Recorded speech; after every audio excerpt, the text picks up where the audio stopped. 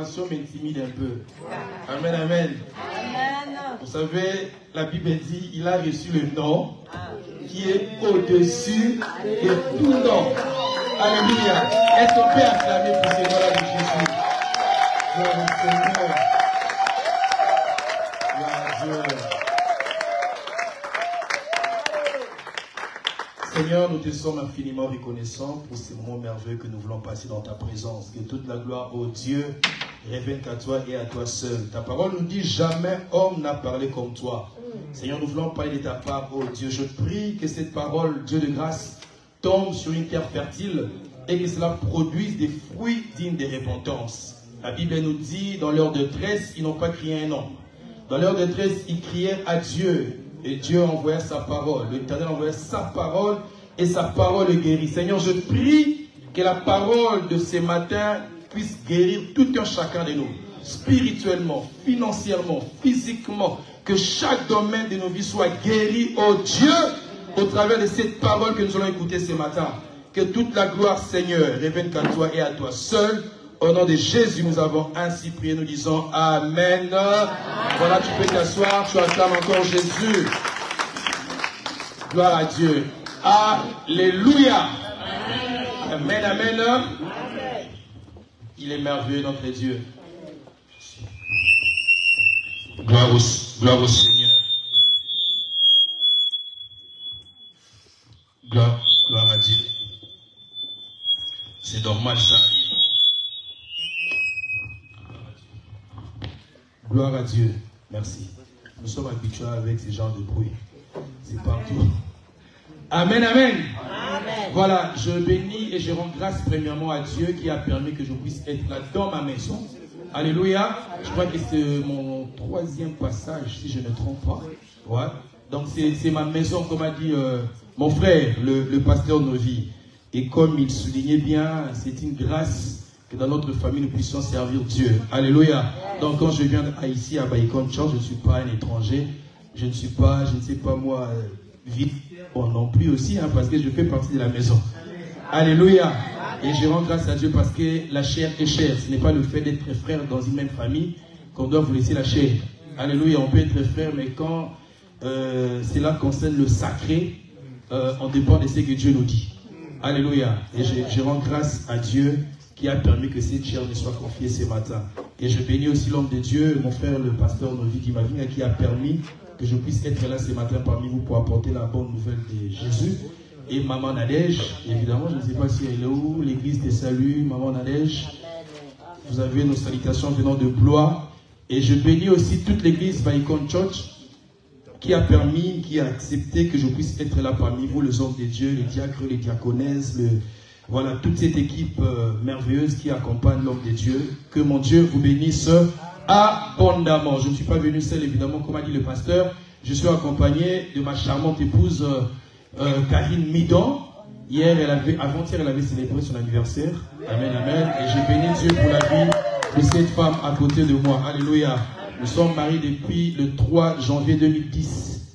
Et je bénis Dieu parce que nous avons 3 beaux garçons. Et nous menons une vie merveilleuse par la grâce de Dieu. Et je suis accompagné de ma soeur, Maman Eguette aussi, qui est là, qui m'a accompagné, qui habite à Paris. Je suis venu aussi avec elle. Est-ce que nous pouvons encore acclamer le Seigneur notre Dieu? Vous avez toutes nos salutations venant du ministère Cité de délivrance dans la ville de Blois. Et par la grâce de Dieu, si Dieu permet, le mois d'octobre, nous allons recevoir aussi la jeunesse de Baïkon Church par rapport à notre programme que nous avons. Amen. Voilà, Dieu m'a mis à cœur ce matin de partager ce thème de l'opposition à la victoire. De l'opposition à la victoire. Alléluia. De l'opposition à la victoire, c'est ça le thème que Dieu a mis dans mon cœur ce matin.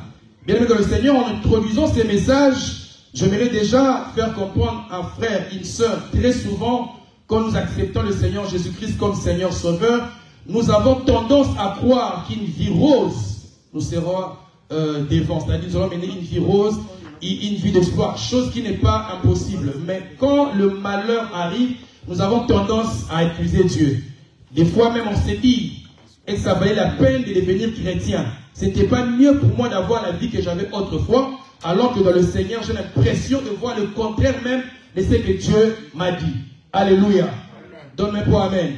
Donc ce matin, ces messages s'adressent à deux catégories de personnes. Premièrement, ceux-là qui commencent à douter de Dieu. Ceux-là qui commencent à dire, est-ce que vraiment Dieu est réel? Est-ce que les promesses de Dieu finiront par s'accomplir? Vous savez, je suis désolé de le dire, peut-être dans ces pays où nous vivons, nous sommes entourés de beaucoup de personnes qui sont athées, qui ne croient pas en Dieu. Quand je leur parle de Jésus, pour eux, vous êtes dans un autre monde.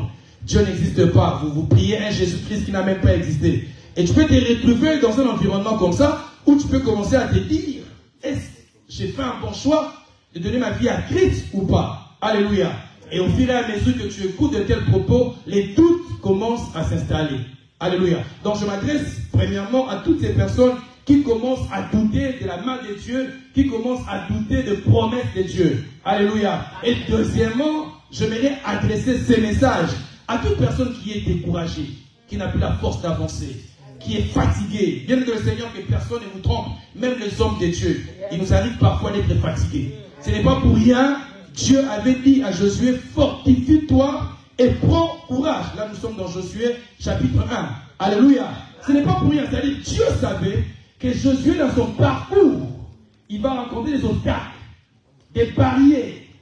Il va rencontrer des combats, des confrontations qui pourront peut-être à un moment donné lui pousser à ne plus croire, à être découragé. Voilà pourquoi, dès le début, dans Josué 1, Dieu dit à Josué, fortifie-toi et prends courage. Mais j'aime le verset qui vient après, là où Dieu dit, nul ne tiendra devant toi tant que tu vivras.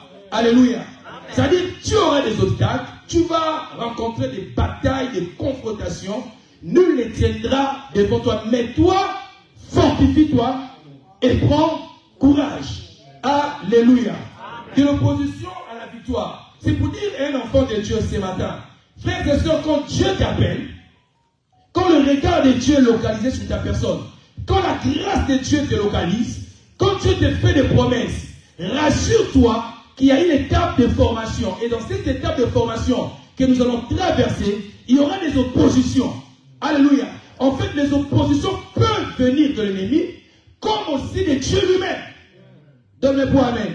Parce que souvent, quand le malheur nous arrive, souvent quand le chemin devient vraiment rocailleux, nous avons plus tendance à voir que les démons, à voir que le sorcier, à se dire voilà les ennemis, les adversaires. Oui, c'est vrai, mais très souvent nous ignorons que Dieu lui-même aussi peut être la cause de cette opposition. Dieu lui-même peut être la cause de ces problèmes, de cette épreuve qui t'arrive. Pas pour te détruire. Donne-moi amen. En fait, l'opposition, ce n'est pas pour te détruire. L'opposition, ce n'est pas pour te tuer. L'opposition n'est pas là pour te neutraliser. Dans le plan de Dieu, l'opposition est là pour te former. Donne-moi amen. En fait, Dieu veut te faire passer sur un chemin où quand tu seras élevé, tu ne diras pas que c'est ma propre force. Est-ce que je peux avoir ton amen? Dieu veut t'amener dans un terrain où quand il va te visiter, quand sa main puissante et agissante va se démontrer dans ta vie, que tu ne puisses pas dire que c'est de ma propre force que je suis devenu ainsi. Raison pour laquelle Dieu va te faire traverser certains chemins où tu vas voir l'opposition et tu n'es pas le premier ni le dernier de la marche chrétienne à faire l'opposition. Lisez la parole de Dieu depuis l'ancienne alliance. Vous allez voir qu'il y a beaucoup de hommes de Dieu qui ont connu l'opposition dans leur parcours. Alléluia. Amen. Avant d'aller plus loin, j'aimerais faire lecture ensemble avec toi. Premièrement dans 1 Samuel, chapitre 18, versets 6 à 16. 1 Samuel, chapitre 18, nous aurons 3 lectures à faire. Et si Dieu nous fait grâce, nous pourrons chiquer à la fin dans le livre de Néhémie, chapitre 4, versets 1 à 8. Mais premièrement, par la grâce de Dieu, j'aimerais lire avec vous 1 Samuel, chapitre 18. C'est une histoire que vous connaissez sûrement. Le verset 6 jusqu'au verset 16. Et deuxièmement, nous lirons Genèse, chapitre 37, verset 1 à 10. Et si Dieu nous fait grâce, nous lirons aussi Daniel 6, 20 à 24. Et nous pourrons chuter dans Néhémie 4, 1 à 8. Je lis 1 Samuel 18, 6 à 16. Je lis pour la gloire de Dieu. Amen. Comme il revenait lors du retour de David, après qu'il eut tué le Philistin, les femmes sortirent de toutes les villes d'Israël au devant du roi Saoul, en chantant et en dansant. au son de tambourins et des triangles, et en poussant des cris de joie, les femmes qui chantaient se répondaient les unes aux autres et disaient, Saoul a frappé ses 1000 et David ses 10 000. Saoul fut très irrité et cela lui déplut. Il dit, on en donne 10 000 à David et c'est à moi que l'on donne le 1000. Il ne lui manque plus que la royauté. Et Saoul regarda David d'un mauvais œil à partir de ses jours et dans la suite. Le lendemain, j'aime beaucoup le verset 10. Le lendemain, les mauvais esprits de Dieu. Je m'arrête là. Pas les mauvais esprits de Satan. Je peux avoir ton amen. Amen. Le lendemain, les mauvais esprits de Dieu saisissent Saoul. C'est là où j'ai compris que Dieu a aussi des mauvais esprits. Oui. Les mauvais esprits de Dieu saisissent Saoul qui eut le transport au milieu de la maison. David jouait comme les autres jours et Saoul avait sa lance à la main. Saoul leva sa lance, disant en lui-même, je frapperai David contre les parois. Mais David se détourna de lui 2 fois. Saoul craignait la présence de David parce que l'Éternel était avec David et s'était retiré de lui. Il éloigna de sa personne et il établit chef des 1000 hommes. David sortait et entrait à la tête du peuple. Il réussissait dans toutes ses entreprises et l'Éternel était avec lui. Saoul, voyant qu'il réussissait toujours, avait peur de lui. Mais tout Israël et Juda aimaient David parce qu'il sortait et rentrait à leur tête. Est-ce qu'on peut acclamer cette parole, s'il vous plaît? Est-ce qu'on peut acclamer cette parole? Nous lirons après Genèse, ainsi de suite. Alléluia. Amen, amen. De l'opposition à la victoire. Frères et sœurs, on nous parle d'un jeune homme. Ce jeune homme passait plus son temps de la bourse. Ce jeune homme avait ses frères. Mais le choix de son père était sur lui, comme quoi c'est lui qui devait s'occuper de ses brebis. Alléluia. C'est-à-dire quelque part, David était déconsidéré. David était mis à côté. Alléluia. Son rôle était de s'occuper des brebis de son père. Il passait ses journées, alléluia, dans la bourse. Alors que le père passait même des fois ses journées avec d'autres fils dans la maison manger. Mais David, même quand il était dans la bourse, comment il mangeait de la bourse, il passait ses journées, son temps dans la bourse avec le brebis. C'est-à-dire un homme déconsidéré, un homme qu'on a mis à côté. Alléluia. Alors que le regard de son père n'était pas vraiment sur lui, comme quoi cet enfant pourrait régner un jour, le regard de Dieu était sur David. C'est là où j'ai compris que dans la marche chrétienne, peu importe les regards des hommes, ce qui est plus important, c'est le regard de Dieu vers ta personne. Alléluia. Parce que tel que nous sommes là, chacun aura son regard sur toi. Tout le monde ne te regarde pas de la même façon. Alléluia. Si vous regardez la fille de Joseph, vous allez voir que le regard de Joseph, de Jacob à l'égard de son fils Joseph, c'est lui qui était un fils bien-aimé, à qui j'ai placé ma confiance. Il a même cousu une tunique à plusieurs couleurs. Il a remis ça à son fils. Mais le regard que le frère de Joseph avait sur Joseph n'était pas le même regard que son père avait sur leur frère. Alléluia. Le frère regardait Joseph comme un rêveur. Un homme qui passe son temps à nous faire asseoir là pour dire j'ai fait tel songe. Donne-moi amen. Et même quand cet homme sera vendu, il était de la cité, il va se faire chez Potiphar, le regard de Potiphar sur Joseph, celui-ci c'est un bon ouvrier, un bon travailleur qui va bien s'occuper de ma maison. Donc chacun a ce regard. La femme de Potiphar, le regard qu'il avait sur Joseph, que c'est lui qui était bel amant, à qui on va passer notre temps comme mon mari ne sera pas là. Donne-moi amen. Et en prison, les prisonniers avaient aussi les regards sur Joseph. Un homme qui est vraiment là pour interpréter les songes. Donc vous allez voir que chacune des personnes avait son regard sur la personne de Joseph. Mais c'était différent du regard de Dieu. Amen. Dieu ne voyait pas Joseph comme un rêveur. Dieu ne voyait pas Joseph comme simplement quelqu'un qui a interprété les songes. Dieu ne voyait pas Joseph comme un bel amant de la femme de Potiphar. Mais Dieu dans son regard voyait un futur gouverneur. Oh, je pense que tu vas aller acclamer. Alléluia. Donc c'est pour faire comprendre à quelqu'un, peu importe le regard des hommes sur ta personne, ce qui est plus important, c'est le regard de Dieu sur toi et ce que Dieu sur sa personne.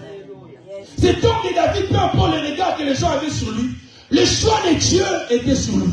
Dieu va se révéler auprès d'un prophète. Il va dire à ce prophète que j'ai choisi quelqu'un pour remplacer Saoul.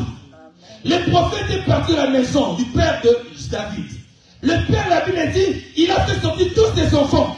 À tel point que le prophète va lui poser la question. Sans cela, tout est fils. Alléluia.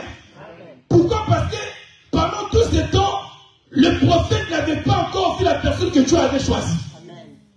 Alléluia. Donc pour le fils, je ne pense pas que le choix de Dieu peut être basé sur quelqu'un qui est dans la brousse. Je te présente mes fils qui sont robustes, forts. J'ose croire que ce sont mes fils qui sont là, qui peuvent parmi eux remplacer Saoul. Alléluia. On sait que j'aime avec Dieu, le faible doit dire qu'ils sont forts avec Dieu. Un homme qu'on considérait faible de la brousse, alors que l'homme que vous pensez être faible, c'est lui qui tue l'ours. C'est lui qui arrache la brebis de la gueule du lion. Alléluia. Et la Bible dit, on va faire sortir David de la brousse. Et quand le prophète a vu ces jeunes hommes, il a dit, voilà, c'est celui-là que Dieu a choisi. Et on a versé l'onction royale sur David. Donne-moi amen.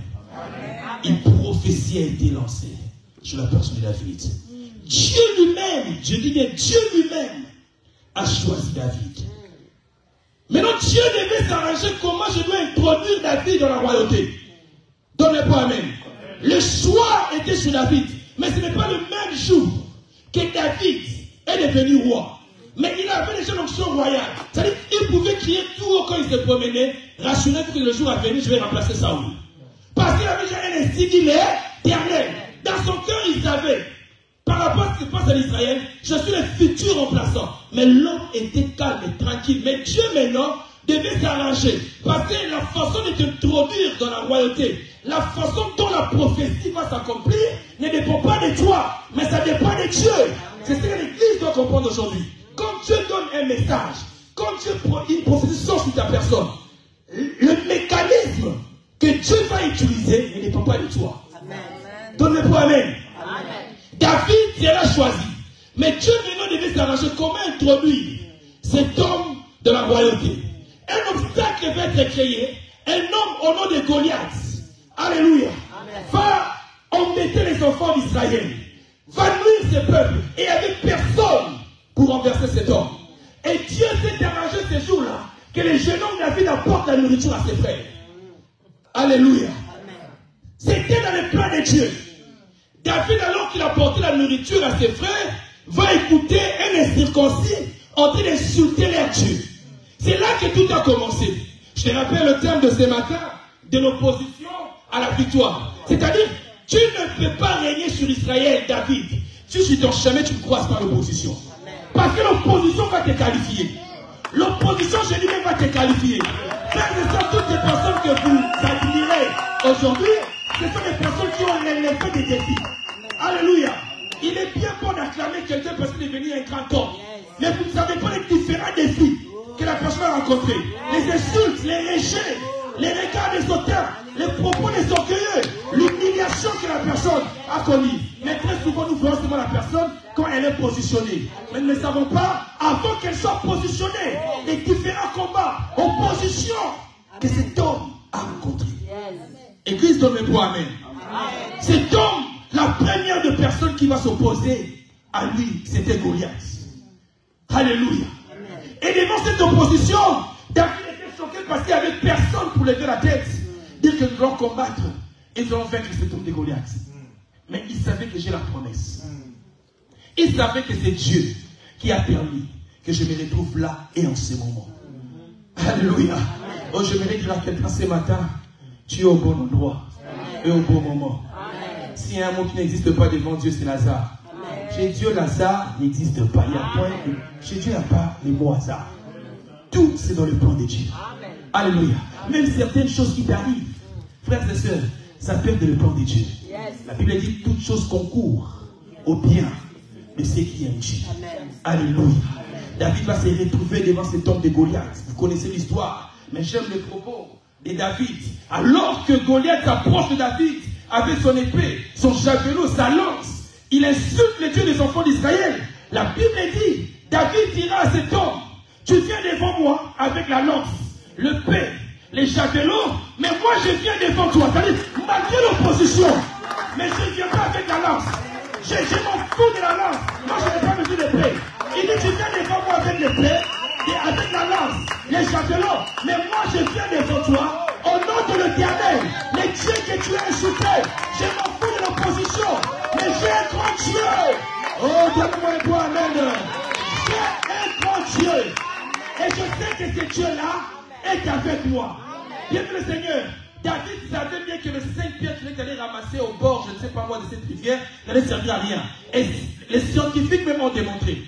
Comment la pierre qu'avait utilisée David ne pouvait pas renverser ces grands hommes. Et Goliath. Frère, c'est pratiquement impossible. Ça, c'était le doigt de Dieu. Je peux avoir ton amen. C'était le doigt de Dieu. En fait, Dieu était en train de préparer déjà David à la gloire. Parce que tu ne peux pas devenir grand. Tu ne peux pas remporter la victoire si tu ne passes pas une étape de la vie qu'on appelle la préparation.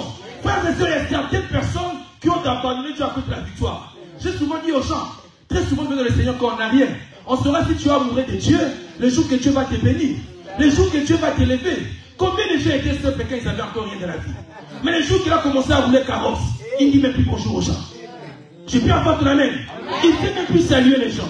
Très souvent, les différentes étapes que Dieu nous fait passer, c'est pour nous former, c'est pour nous préparer.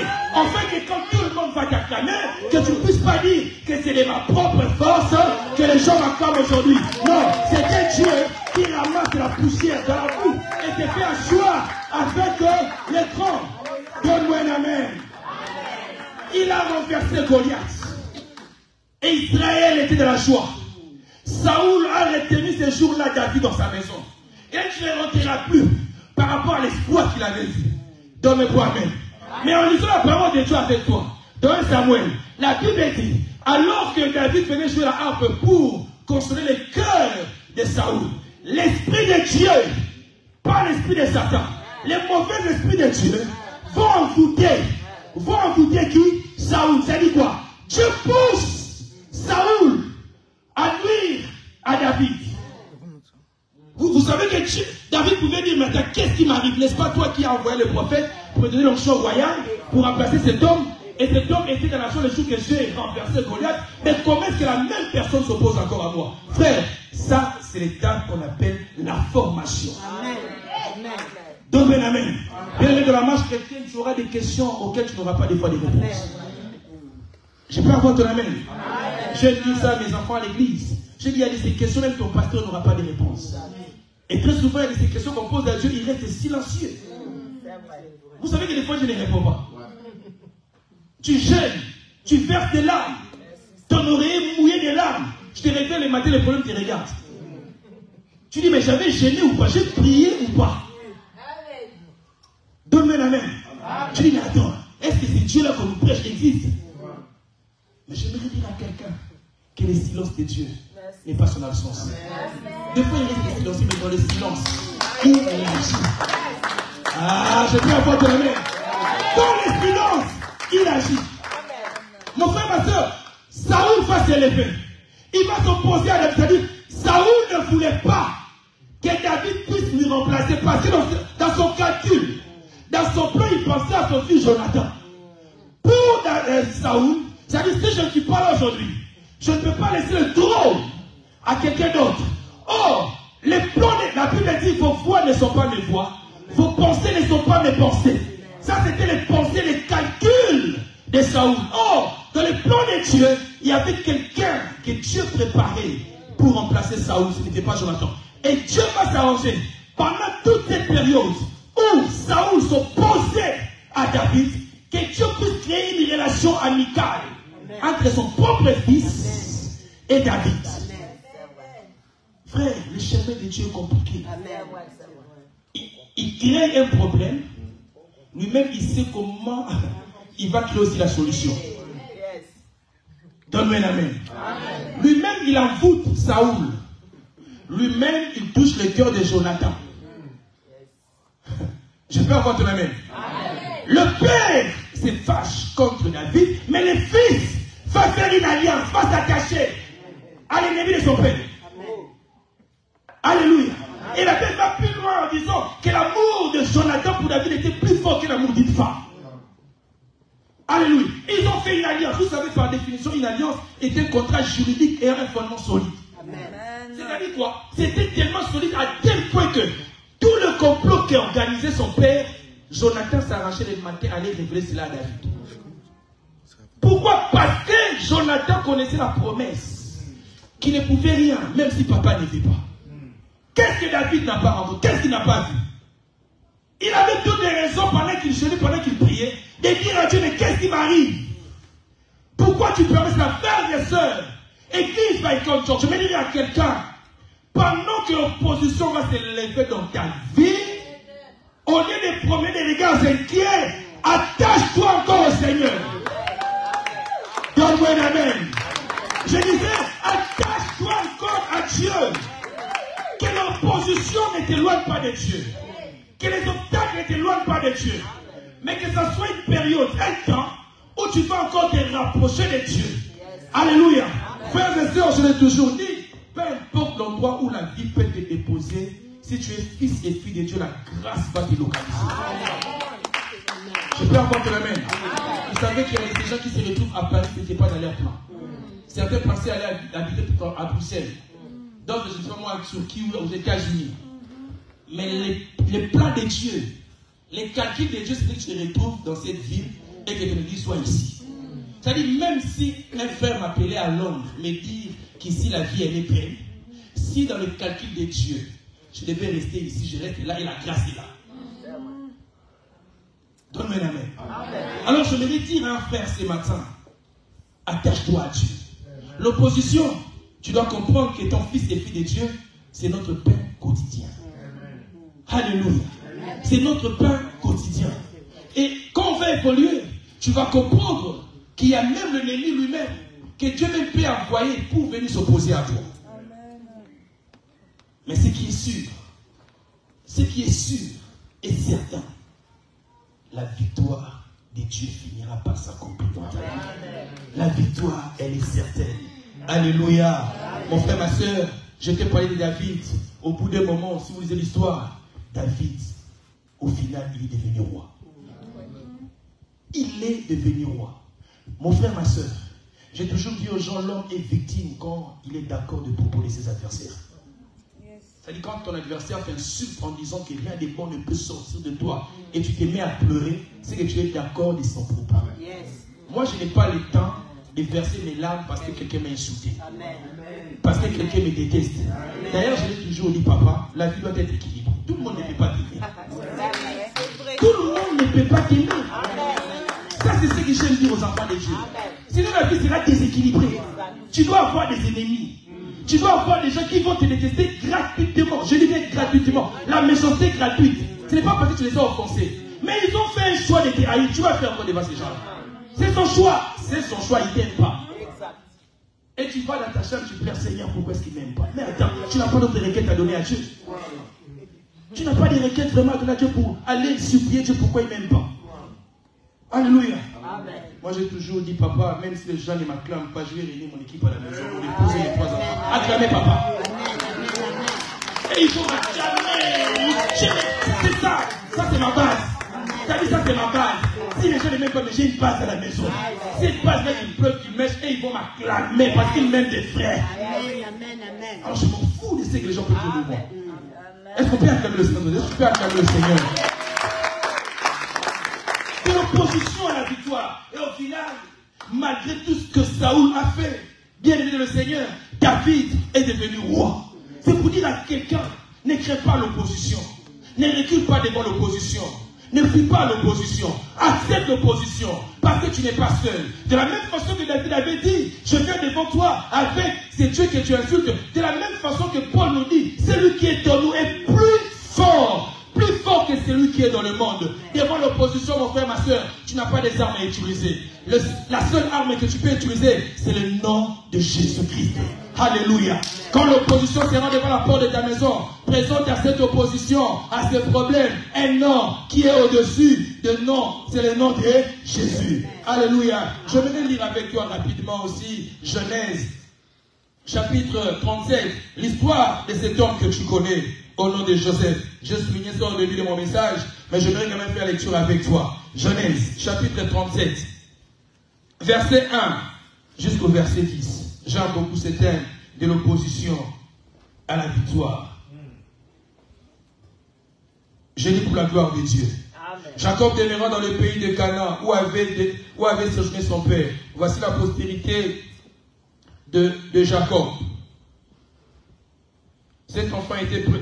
On va directement aller dans le verset 3. Israël aimait Joseph plus que tous ses autres fils, parce qu'il avait eu dans sa vieillesse et lui fit une tunique de plusieurs couleurs. Ses frères virent que leur père l'aimait plus que tous, et ils le prièrent, ils les prirent en haine. Ils ne pouvaient lui parler avec amitié. Joseph eut un songe, et il les rencontra à ses frères qui les haïrent encore davantage. Il leur dit, écoutez donc ce songe que j'ai eu. Nous étions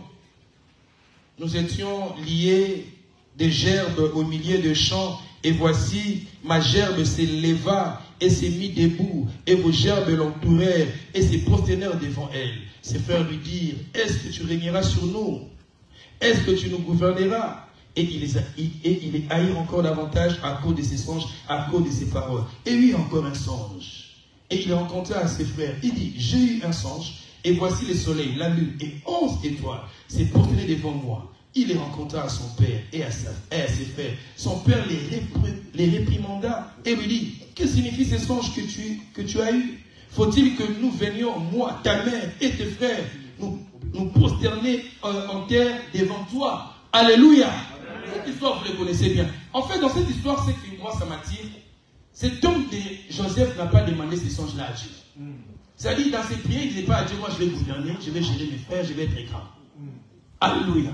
Lui-même, il a fait son songe. En fait, même quand il parlait à ses frères, ce n'était pas une façon de leur dénigrer, pour leur faire dire que non, un jour je vais gouverner ou je vais être au-dessus de vous. Non. En fait, l'enfant Joseph s'est contenté, comme tout autre enfant dans une famille. S'il fait un rêve, il y a de quoi si la famille elle est chrétienne, et puis dire à ses parents, papa, maman, je fais ces songes, à ses frères. Oh, pendant ce temps, une opposition s'est créée sans pour autant que Joseph puisse se rendre compte. Donne-moi amen. Mais l'opposition n'allait pas empêcher l'accomplissement de rêve qu'avait eu Joseph. Amen.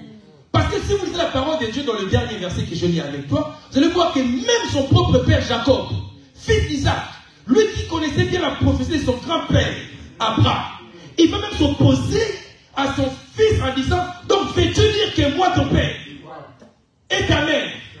Frère, il y a des choses que même ton père spirituel peut dire, mais est-ce que cela est vrai? Mais si Dieu lui-même a dit, accroche-toi à ce que tu as dit. Alléluia. Il dit, donc fais-tu dire que moi, ton père, ta mère et tes frères, nous allons nous prosterner devant toi. Papa, moi je n'ai révélé que le songe que j'ai fait. Moi je m'arrête là. Donne-moi un amen. Mes frères et sœurs, vous allez voir que c'est ce songe-là qui a causé des problèmes. Pourquoi est-ce que Dieu ne s'est pas arrangé que Joseph devient seulement gouverneur sans pour autant qu'il puisse vivre l'opposition? Il est le Dieu tout puissant. Il était capable de donner un songe à Joseph et prendre directement Joseph. Par quel moyen, on ne sait pas toi et moi, et l'introduire devant Joseph et faire de lui gouverner. Il a plusieurs méthodes, il peut faire ça. Mais pourquoi est-ce que Dieu dans son plan? Parce que même quand Joseph a fait le songe, Dieu n'a pas révélé l'opposition. Parce que c'est que nous souffrions. Quand la promesse, elle sort, nous voyons plus le côté rose. C'est ce côté-là où la vie sera rose, mais on ne voit pas avant l'accomplissement ce qui va arriver. C'est le cas des enfants d'Israël. Quand Moïse a dit, je vais vous amener dans un pays où coule le lait et le miel. Dans la terre promise, tout le peuple était content. Personne n'a posé une question, Moïse, ça va être comment? Ça va nous prendre combien de temps? C'était pas la faute pour eux, dégageons de l'Égypte. Partons directement dans les pays où coule le lait et le miel.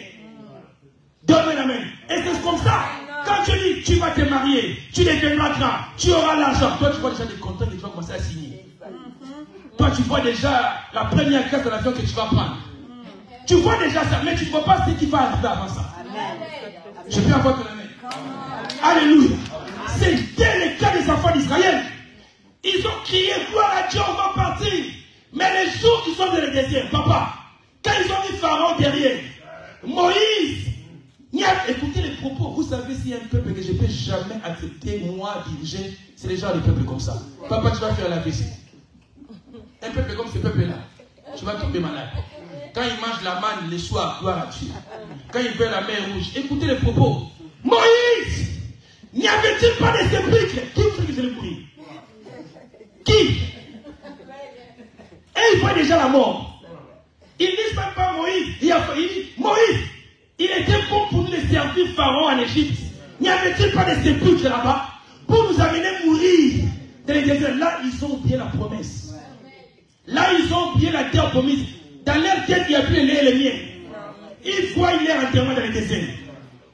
Donne-moi un amen. Et très souvent, devant l'opposition, nous voyons directement la mort, la défaite. C'est-à-dire quand l'opposition arrive, ça prend de la plaie. On oublie les promesses de Dieu. Et même les dieux, ça veut dire souffler dans ton oreille. Est-ce que c'est vraiment Dieu qui arrive pas? Donne-moi un amen. Alléluia. C'était le cas de ce peuple-là. Écoutez, Dieu même va dire, dis à ces peuples de garder silence. Amen. Parce qu'il y a des épouses là qui énervent parfois Dieu. C'est moi qui ai parlé. Amen. Dis à ces peuples de garder silence. Papa, Dieu, ils vont garder silence comme ma Pharaon derrière. Parce que des fois, il faut dire à Dieu, mais Pharaon derrière, devant la mer rouge. Et toi, tu me dis derrière, de garder silence. Mais il faut me dire, mais on va garder silence comment? Derrière, il y a qui? Est-ce qu'on peut acclamer le Seigneur? Est-ce qu'on peut acclamer le Seigneur? Tu cries à Dieu, il te dit quand silence. Papa, je n'ai pas mangé, ça fait 3 jours. Mon CV est rejeté. J'ai le quitter de l'offre. Toi, tu peux te garder silence. À tout moment, tu mets de la vie pour entrer au pays. Et tu peux te garder silence. Vous pouvez un peu. Comment est-ce que tu. Les terrains que Dieu nous avait. Alléluia. Et les gens viennent encore te dire, c'est dernier temps dans ces pays. Ah, c'est bien chaud. Et Dieu, tu me dis, garde silence. Alléluia. Les Égyptiens que vous voyez aujourd'hui, vous ne les verrez plus jamais. Oh, j'aimerais dire à quelqu'un, cette opposition que tu vois aujourd'hui, tous ces problèmes qui t'arrivent aujourd'hui, bien aimé dans le Seigneur, il y a un calendrier céleste. Et dans ce calendrier céleste, il y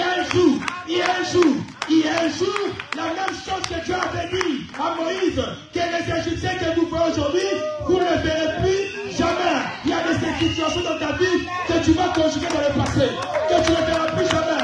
Et Dieu va te faire comment? Dieu te fera des témoignages. Alléluia. Église, je vais dire à quelqu'un, cette opposition, c'est Dieu qui te forme. Je vais faire de toi un témoignage dans le jour à venir. Tu vas rencontrer des gens qui vont traverser la même situation que toi. Et toi, tu seras mieux placé pour venir dire à ces gens, garde silence. Garde silence, l'Éternel combattra pour toi. Donne-moi un amen. Bien aimé de le Seigneur, alors que le peuple voyait la mort, alors que le peuple voyait déjà les sépulcres, pendant ce temps, Dieu savait que la mer rouge qui est devant moi ne représente absolument rien. Amen. Alléluia. Voilà pourquoi tu arrêtes de te poser des questions du genre pourquoi. Je m'en fous de la mer rouge. Alléluia. Ce qui est sûr, que la mer va se séparer. Donne-moi un amen. C'est pour dire à quelqu'un, même dans l'opposition, tu n'es pas seul. Yes. Parce que souvent nous croyons que pendant l'opposition nous sommes seuls. Même dans l'opposition, même quand le problème, les obstacles s'élèvent, tu n'es pas seul. La Bible dit Dieu marchait avec ce peuple la nuit sous forme de colonne de feu et la journée sous forme de colonne de nuée. Mais ces jours-là, alors que Pharaon le poursuivait devant la mer rouge, la Bible dit la colonne va s'arrêter et la colonne va faire un mouvement. Cette fois-ci, ça ne va plus avancer, mais la colonne va reculer. Alléluia. Mais la colonne, tu vois, la petite être devant. Ça leur servait de GPS. Mais cette fois-ci, la colonne s'arrête. Va se tenir au milieu entre les Égyptiens et Israël. Donne-moi un amen. Donne-moi un amen. Il va se retrouver au milieu. Et tout d'un coup, quelque chose de surnaturel va se passer. La Bible de l'air quand il y avait les ténèbres. Et dans les corps de l'Israël de la lumière. C'est-à-dire, devant l'opposition, quand l'ennemi s'élève, en terre ensemble, tu vois la mort, la défaite, la prédéfinition. Dieu lui-même recule pour faire ta protection. Pour que les malheurs ne puissent pas t'atteindre. C'est la raison pour laquelle la Bible dit, le malheur atteint souvent le juste. mais l'Éternel en délivre toujours. Parce que quand le malheur va t'atteindre, à un moment donné, Dieu va reculer pour te servir de protection. Donne-moi Amen. Amen. Quelqu'un que ce qui ne te tue pas te rend fort. Ce qui ne te tue pas te rend fort. C'est Dieu lui-même qui est en train de te former. Ne recule pas devant l'opposition. Mon frère, ma soeur, je dis bien, ne recule pas devant l'opposition. Pour gagner le temps, on ne pourra pas lire Daniel 6 et 20. Daniel 6, 20 à 24 et Néhémie 4, 1 à 8. Vous connaissez sûrement l'histoire. Je vais rapidement parler de ces personnes aussi qui ont rencontré les oppositions dans leur parcours avec Dieu. Donne-moi Amen. Amen. Ils sont nombreux dans la Bible. Je ne pourrais pas citer tout le monde. Daniel, c'est un que Dieu aimait beaucoup et le roi aussi aimait. L'entourage du roi s'est arrangé. L'entourage du roi a comploté pour que le malheur puisse atteindre Daniel. Vous connaissez bien? Cet homme va se retrouver dans la fosse au lion. Mais qu'est-ce que j'ai tiré de cette histoire? Moi, j'aime le propos du roi alors qu'il s'approchait le matin pour aller voir si Daniel était encore en vie. Parce que le roi ne croyait pas à son Dieu. Donne-moi Amen. Amen. Le roi ne croyait pas à son Dieu. Mon frère, ma soeur, que les gens croient en ton Dieu ou pas, toi-même tu as une relation personnelle avec ton Dieu. Amen. Je connais d'où il t'a tiré. Moi je m'en fous. Frère, si Dieu veut t'introduire et veut te positionner, il peut te mettre à côté d'un païen, d'un occultiste. L'occultiste ne va rien te faire. Parce que Dieu est avec toi. Amen. Je disais aux gens, si Dieu pouvait nous ouvrir les yeux comme il a fait avec le serviteur de Élisée, Géasi, certains n'allaient même plus sortir pour prendre les bus. Donne-moi Amen. Si il y a de ces prières, je dis, il ne faut pas les faire. Seigneur, montre-moi les sorciers de ma vie. Est-ce qu'on dit pas tu vas sortir.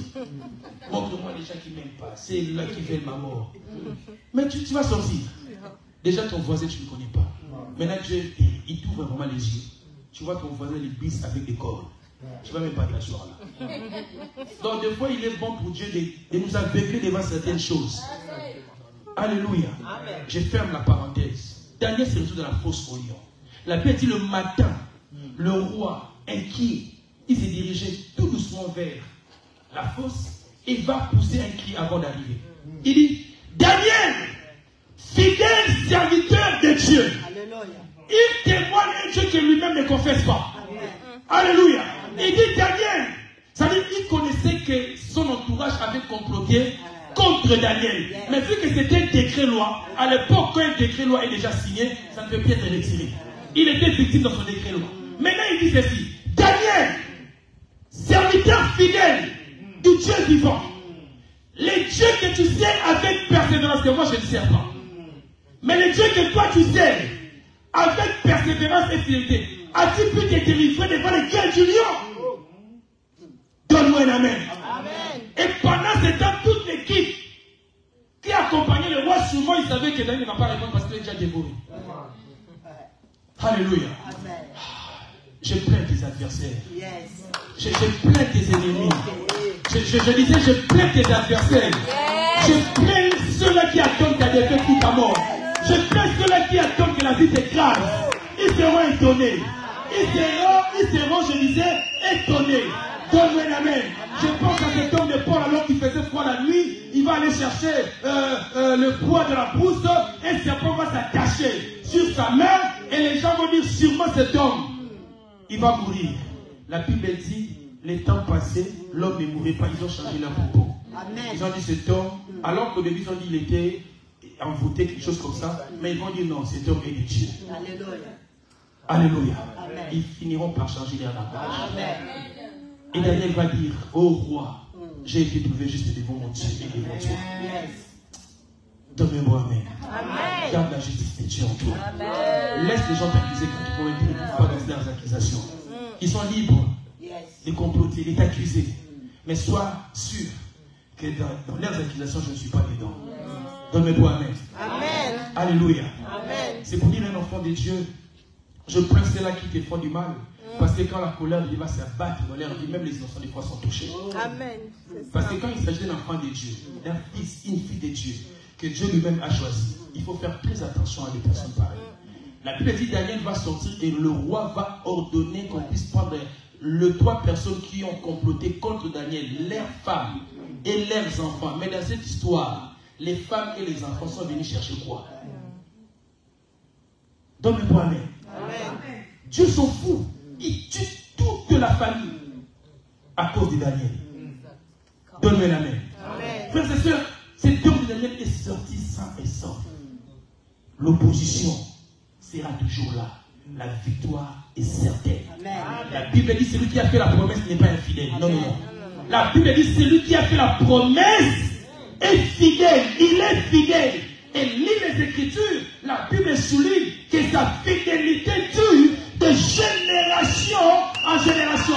Le même Dieu qui est fidèle à toi, il sera fidèle à tes enfants, il sera fidèle à tes petits-enfants, il sera fidèle en génération future parce que sa fidélité dure de génération en génération. Père et sœurs, je voudrais encourager quelqu'un ce matin. Accroche-toi, la victoire, elle est certaine.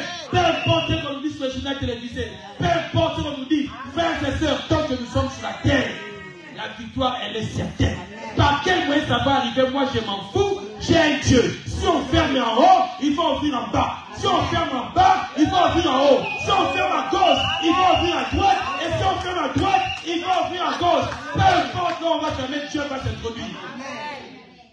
Donne-moi un amen. Alléluia. Et lis encore l'histoire dans Néhémie. Cet homme a résolu d'aller rebâtir la muraille. Mais il y avait deux personnes, Sanballat et Tobija. Les Sanballat et Tobija, c'est le genre de personnes que tu vas rencontrer dans ton parcours chrétien. Les genre de personnes qui vont installer tout dans ton cœur. Ceux-là qui vont te décourager. Ceux-là qui vont dire est-ce que Dieu est avec vous. Alléluia. Frères et sœurs, Néhémie a résolu. Et le roi même a fait une lettre qu'il aille présenter cela au gouverneur. Comme quoi vous avez mon autorisation pour rebâtir la muraille. Mais la Bible dit, Sanballat et Tobija n'étaient pas contents. Et la Bible va même plus loin, ils étaient irrités. Mais c'est quoi votre problème? Vous savez qu'il y a des gens qui font des insomnies quand Dieu vous élève. Qui font des cauchemars quand Dieu vous dit quelque chose. Chrétiens que nous sommes. Quand ton voisin est béni, glorifie Dieu. Amen. Je reprends cette phrase. C'est ça le piège dans l'église aujourd'hui. C'est ça les grands pièges. Raison pour laquelle on ne sait plus voir la différence entre ceux qui servent Dieu et ceux qui ne servent pas. Je bénis Dieu quand le voisin A est béni. Je rends gloire à Dieu. Et je bénis Dieu quand le voisin B. Moi, je ne suis pas tourmenté, je ne suis pas agité. Nous ne sommes pas nés le même jour. Nous n'avons même pas mouru le même jour. Pourquoi veux-tu que nous soyons bénis le même jour? Je peux avoir ton amen. Je sais que le panier s'ouvrit encore. Le jour que Dieu a donné les poissons et les pains au peuple, je ne pense pas que ceux qui étaient à la dernière ligne, ils ont mangé au même moment avec ceux qui étaient devant. Non, même si on doit servir ici, je crois qu'on va commencer par le pasteur, ainsi de suite. Mais ton tour viendra. Alléluia. C'était, je me redis, c'était des France. Baïkon Church, je me dis un enfant de Dieu ce matin. La victoire, elle est certaine. Peu importe la présence de Tobija, des Sanballat. Accroche-toi à la promesse. C'est que Dieu t'a dit, c'est que Dieu t'a dit, finira par s'accomplir. Alléluia. Sanballat était là, c'est pas pour décourager. Pour dire que c'est pratiquement impossible. Alléluia. C'est pratiquement impossible. Ils ne vont pas arriver. Ils commencent à comploter pour que le projet qu'avait Néhémie ne puisse pas se réaliser. Donne-moi amen. Pour eux, c'était impossible. Impossible. Déjà, je venais dire à un frère, à une soeur, quand tu pries, arrête de présenter à Dieu des cas faciles. Arrête de présenter à Dieu les cas possibles. Les cas possibles sont réservés aux hommes. Les cas faciles sont réservés aux hommes. Je peux avoir ton amen. Si tu passes ton temps à... C'est comme si je vois mon fils qui a mal à la tête. C'est la journée qui est dure. Il est sportif. Je dis, fils, prends le doliprane, va dormir.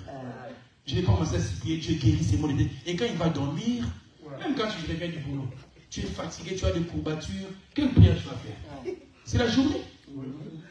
C'est la journée qui a été dure. Je prends le doliprane, je m'allonge, quand tu vas te reposer, tu te réveilles, tu prends une bonne douche, tu manges, tu vas voir que tu vas retrouver la force. Alléluia. Quand tu te présentes devant Dieu, amène des cas difficiles. Alléluia. Des cas impossibles. Des cas où tu es arrivé au bout de ta vie. Parce que la différence entre un homme et Dieu, Dieu traite des cas difficiles et impossibles. Les cas possibles sont réservés aux hommes. Les cas impossibles et difficiles sont réservés. Va devant Dieu quand le médecin te dit que cette maladie te conduira à la mort. Quand le médecin te dit qu'à ce niveau, on ne peut plus rien faire. Des cas pareils maintenant, Amène ça à Dieu en lui disant, je suis humain. Même le médecin, l'homme qui est scientifique, s'est arrêté là. Ce sont des problèmes comme ça qu'il faut présenter à Dieu. Alléluia. Amen. Alors que Sambala pour lui c'était impossible que cet homme, cette muraille soit rebâtie, mais Néhémie savait la grandeur de son Dieu. Néhémie savait malgré les propos de Sambala, nous avons un grand Dieu qui finira par accomplir ce qu'il a dit. Donne-moi un amen. Mon frère, ma soeur, je l'avais dit au début de mon message que cette présence s'adresse à des catégories de personnes. C'est pour dire à quelqu'un, tu auras des gens qui seront là pour refroidir ta foi. Amen. Alléluia. Amen. Pour te faire croire que Dieu n'est pas là. Mais pendant ces temps, sache qu'il y a un Dieu qui avait parlé. Parce que vous savez, la Bible dit, Dieu n'est pas un homme pour mentir, ni un fils de l'homme pour se repentir. Moi, j'aime bien souligner, quand la chose n'arrive pas, soit Dieu n'avait pas parlé. C'était peut-être des pensées. Mais n'accuse pas Dieu en disant que Dieu m'a menti. Frère, Dieu ne ment jamais. Amen. Soit il n'avait pas parlé, et toi tu as cru qu'il a parlé. Parce que Dieu, quand il a dit, quand il parle, il veille sur sa parole. Vous savez les mots veiller, il veille sur sa parole. C'est-à-dire cette parole, quand elle sort de sa bouche, elle ne peut jamais retourner vers lui sans pour autant accomplir sa mission. Il dit que la lumière soit, et la lumière fut. La lumière devient au pays. Que la lumière soit, et la lumière fut. Dieu veille sur sa parole. C'est-à-dire, malgré l'opposition, malgré les obstacles, une parole était lâchée sur ma personne.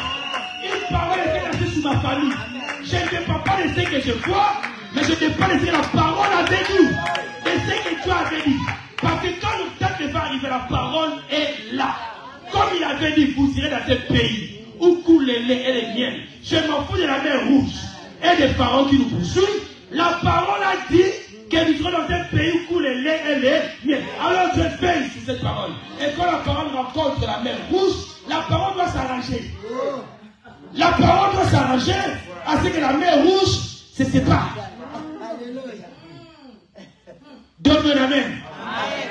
Si la même il y aura des enfants dans cette famille, même si les médecins disaient que nous voyons comme si la matrice de ta femme est à l'envers, trompe bouchée, bon, ok, ça c'est vous. Mais la parole avait dit que ma femme aurait des enfants. Amen. Donne-moi un amen. Amen. Bien le Seigneur, Dieu n'est pas un homme pour mentir. Amen.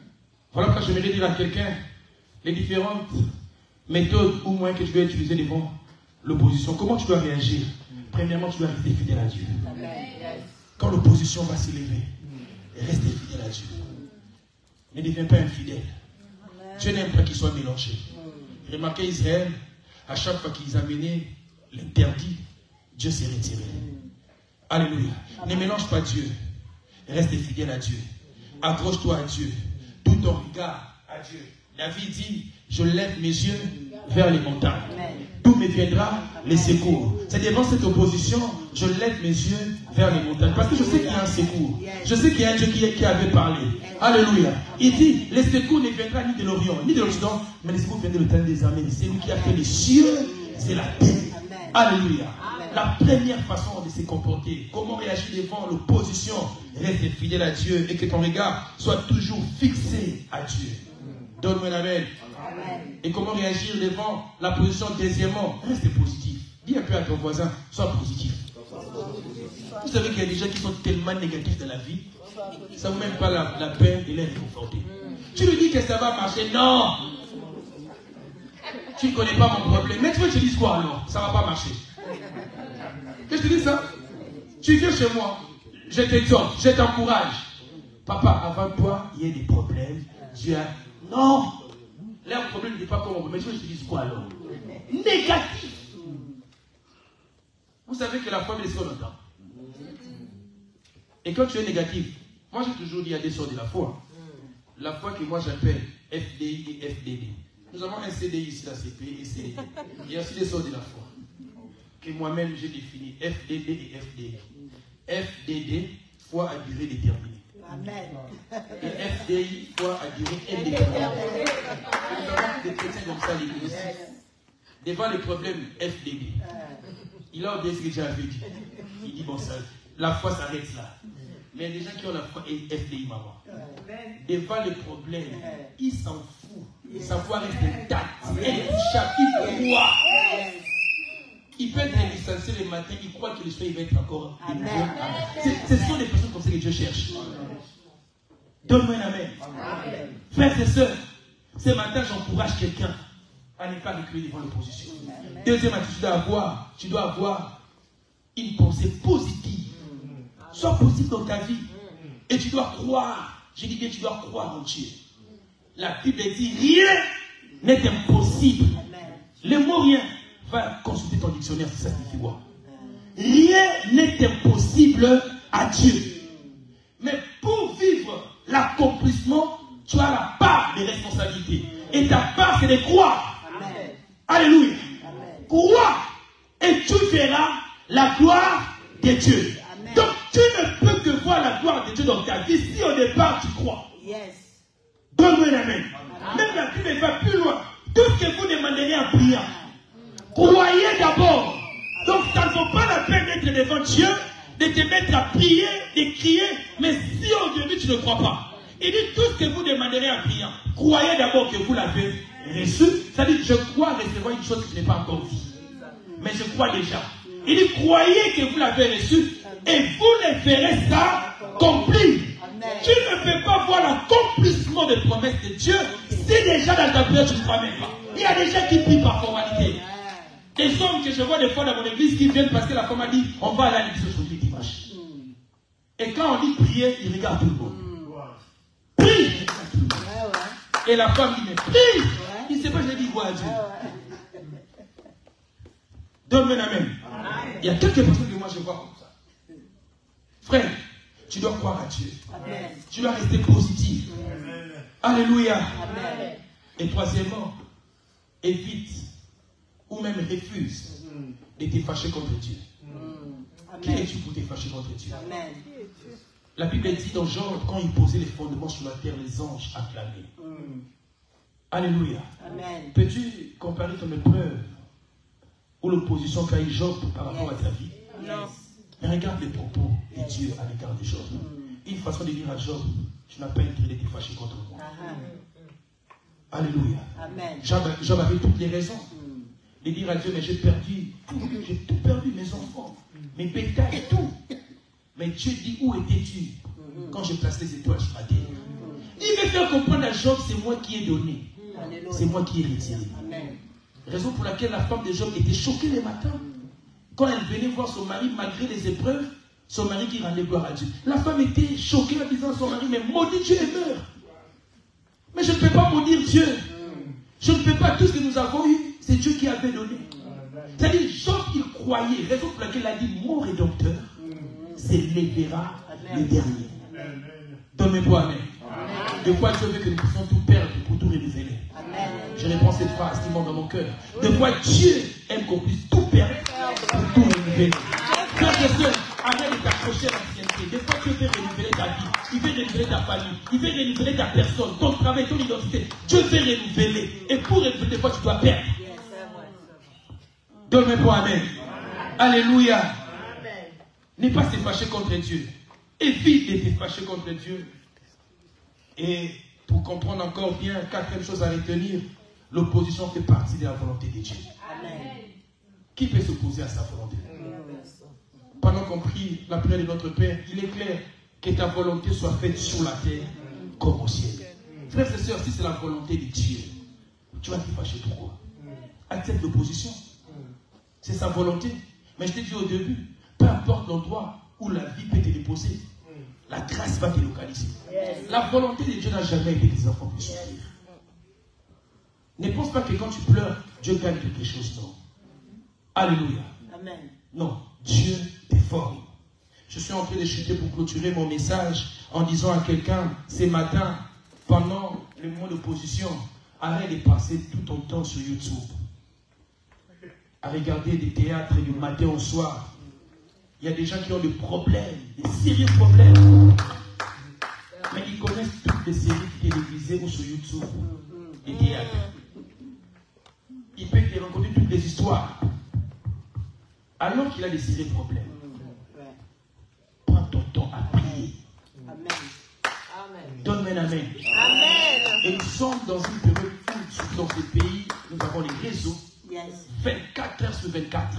Et le Seigneur utilise ces moyens pour distraire bon nombre des enfants de Dieu à passer leur journée. Tu vas voir, il peut faire 5 heures du temps, il finit toutes les séries.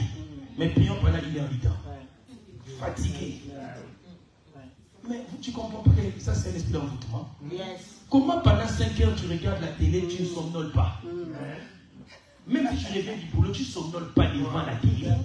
Mais quand on dit priez, 30 minutes papa, c'est quoi ton problème? Tu as un problème. Devant l'opposition, on ne dort pas. Donne-moi amen. Devant l'opposition, on l'appelle dit prier sans cesse. Les disciples ne comprenaient pas l'attitude de Jésus-Christ à Gethsémane.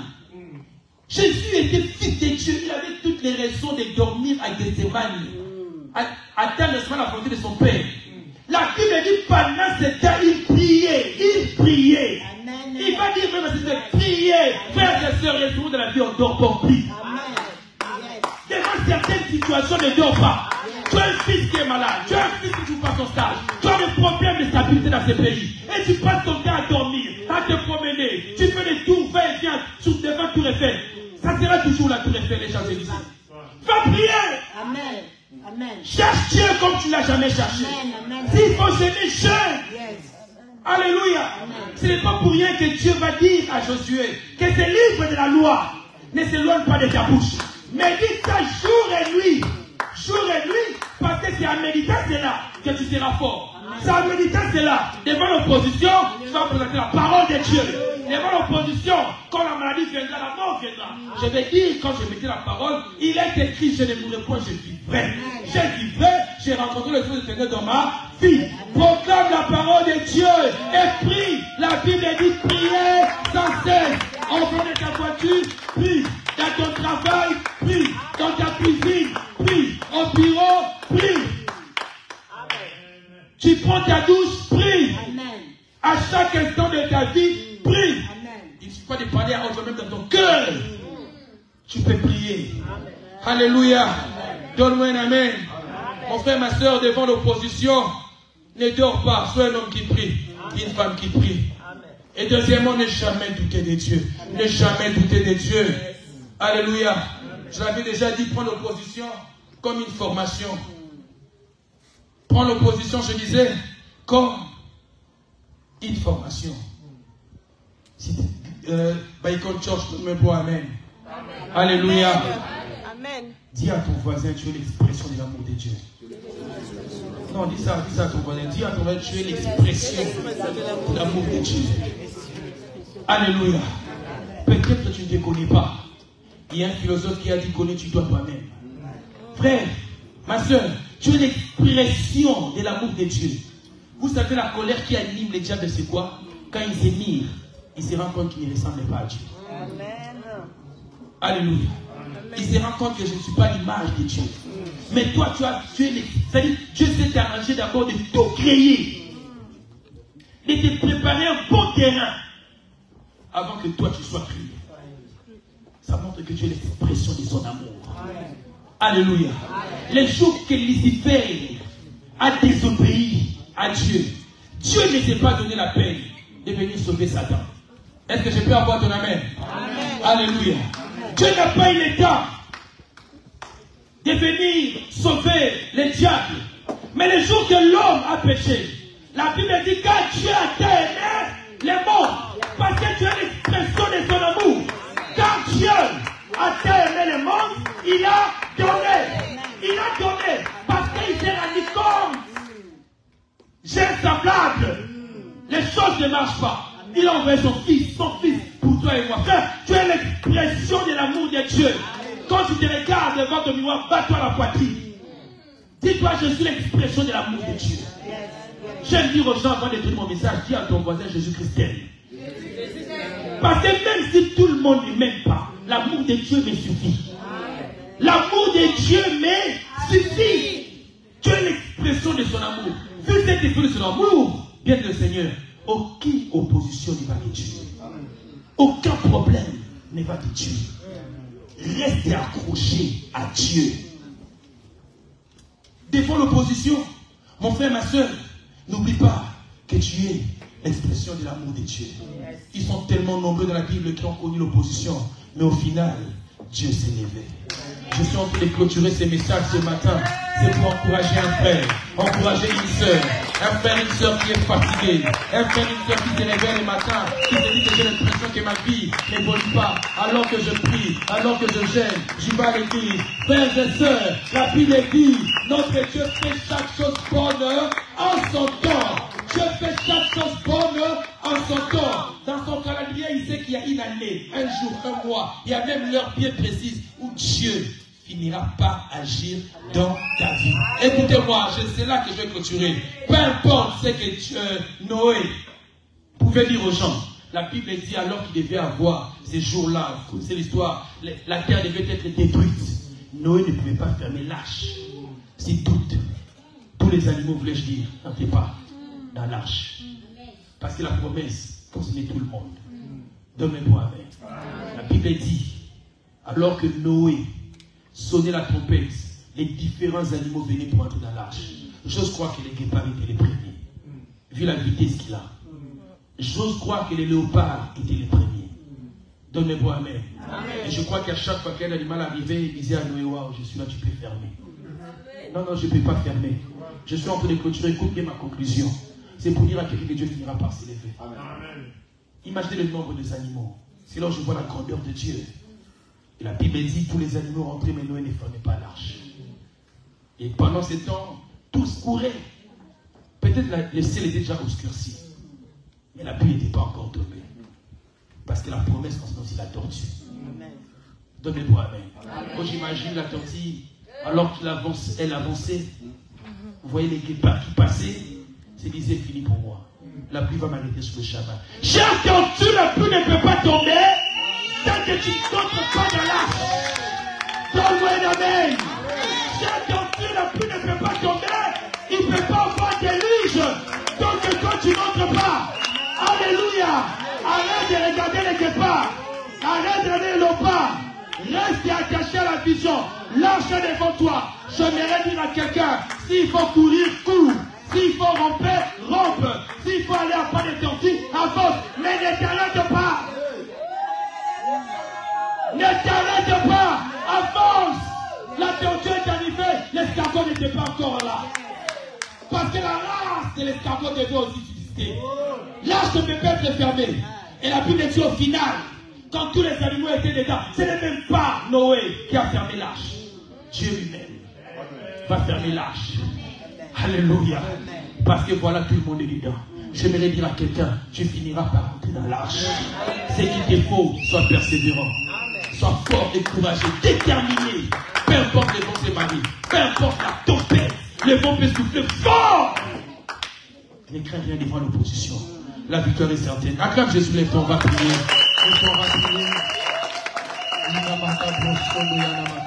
Je vais prier.